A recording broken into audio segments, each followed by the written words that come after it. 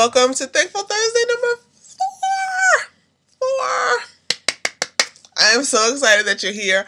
Can you believe January is basically over? Oh my goodness. When you're young, there's never enough time. The older you get, the less time there is. Alright, so we are going to have a great time with the time we have, though, because we are going to talk about how grateful we are for all the things we have. In this week's show, we're going to share some links, and we are going to go over 5 things that will help you in your gratitude practice.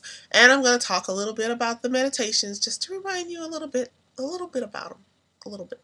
So when we come back, we're going to go over this week's links.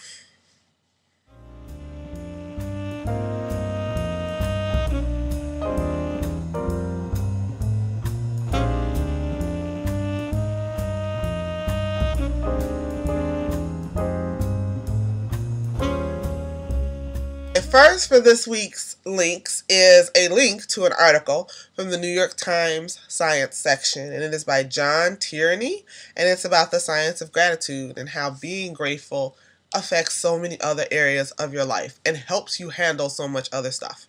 And then there's a link from the Zen Habits blog, one of my favorite blogs for like stress relief and decluttering and making your life simpler. It's about why gratitude can make you happy and the ways it can do that. So it's a really cool blog post. So I really want you to check these 2 blog posts out. Don't forget to send me links to blog posts. You can email me at through YouTube email, or you can email me through my email on my blog, homespoilgoddess.com, and let me know blog posts that you think are cool. So when we come back, we're going to talk a little bit about meditations.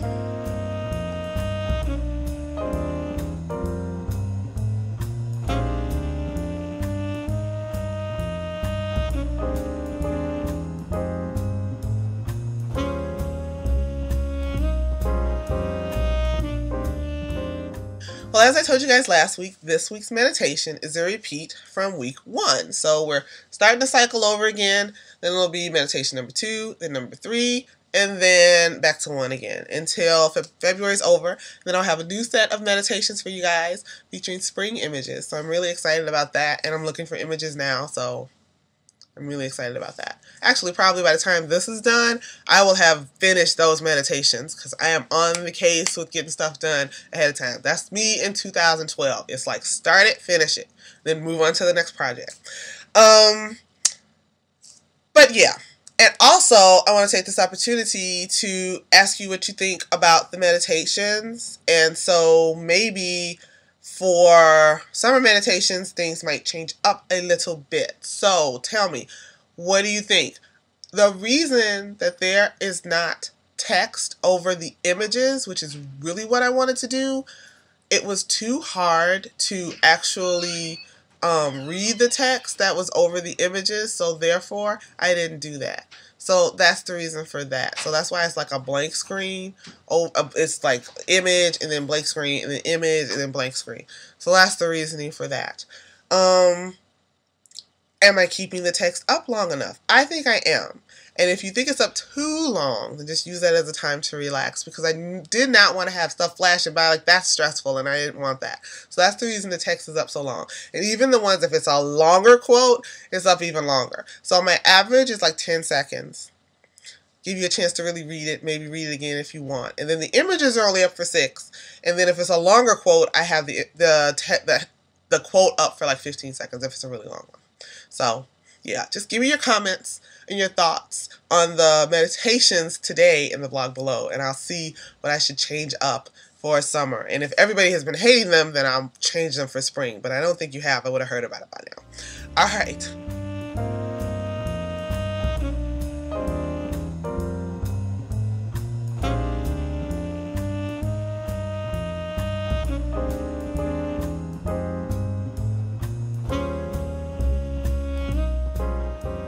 Alright, it's that time again. Time for us to talk about our 5 tips that we're grateful for.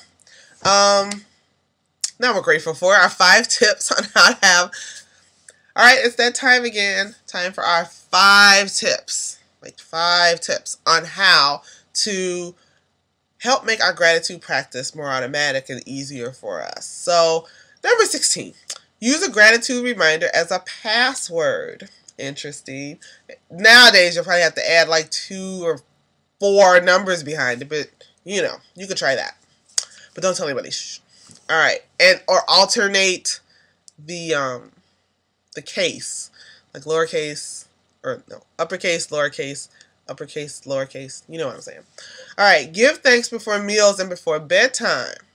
I was watching The Chew. I don't know how many of y'all watched The Chew. This was over Christmas break, and they had Common was on there, and they had given him something. They were having a contest about whose food was the best or something. I don't know, but even then on national television before he ate, he like did a quick grace, and I thought that was so cool because I think sometimes people are ashamed to say grace in front of other people, and I feel like I pray before I eat. I say a quick grace. I don't care who's around. It doesn't have to be a huge formal grace. You can do it quietly to yourself. You can do it out loud to yourself. You know, even if you don't include the entire table. I would never feel offended if I saw somebody praying. You know, when there is a group of people eating. So yeah, say grace. All right. Number 18, look for ways to bring gratitude into conversation with others. This is particularly a good idea if it's somebody that is constantly complaining to you and you want to stop them in their tracks. Anytime they start complaining, start pointing out things about them that they should be thankful for,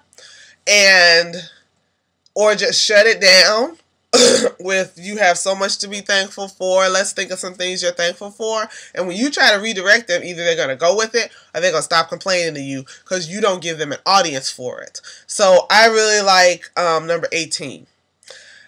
You know, try to refocus people's, because some people, and there's nothing wrong with venting occasionally, but you don't want to be somebody's constant complaint sounding board. You are not the complaint department.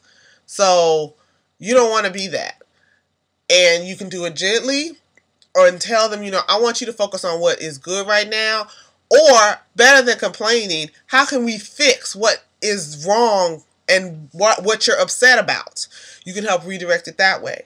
And if they're not trying to do that, or they're not trying to fix the problem, they just want to talk about the problem, or they're not trying to focus on gratitude, they just want to complain, eventually they will get that you're not the sounding board for it. You're not going to listen to it, and they will stop because you won't participate. So I really like 18. All right, number 19, keep a gratitude journal.